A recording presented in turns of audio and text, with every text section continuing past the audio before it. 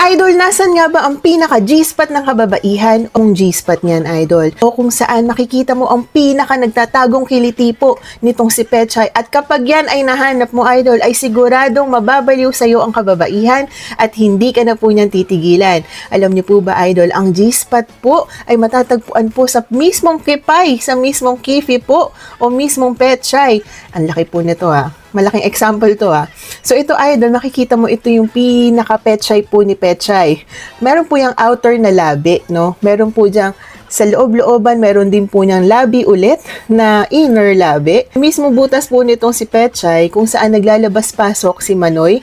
At sa ibabaw po niyan, Idol, makikita mo kung saan po yung urethra o kung saan po lumalabas yung ihi. At sa ibabaw po niyan, Idol, ay makikita mo yung mismong tinggil. Idol, nandyan ang 10,000 nerve endings kung saan napakataas ng kiliti ng kababaihan. Idol, ang gagawin mo po para malaman mo kung nasaan ang kiliti ni Petchay, Idol, makikita po ninyo dito yung pinakabutas po nitong si Petchay kung saan naglalabas-pasok itong si Manoy. Meron pong tinatawag na come here.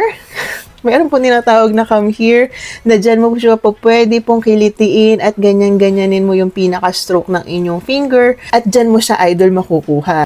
May example tayo dyan, Idol, para mas maintindihan mo. So ito po, no, Idol, yan, no. Ito po yung mismo pong Petchay, no? Imagine nyo na lang. Sobrang laki ng butas niyan. So, ito, Idol, makita mo yung daliri mo, digit, no? Yung mismong daliri mo, ipapasok mo dyan, pero kailangan naka-curl ng konti. Pag ginanyan mo na yan, Idol, nasa anterior wall nga daw, Idol, diba? Kikilitiin mo si Petchay, gaganyan-ganyanin mo, tignan lang natin kung yan ay hindi magtatalon sa tuwa. Hindi naman tatalon. Tignan lang natin, Idol, kung hindi mag-uungol yan sa tuwa at talaga nga namang magtitirik ang mata niyan, Idol. So, ganyan-ganyanin mo lang yan hanggang sa itong si Petchay ay talagang parang kiti-kiti na naglalandi. Diyan, Idol, makikita mo yung mismong G-spot niyan, Idol. Marami naman pong nagsasabi ang G-spot ay maaring nasa tinggil, nasa loob po ni Petchay.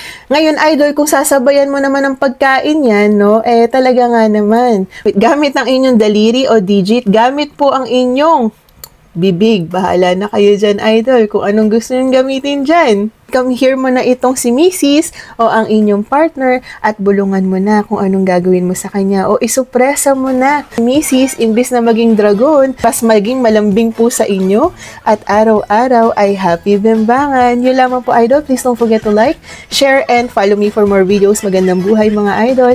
Happy bembangan!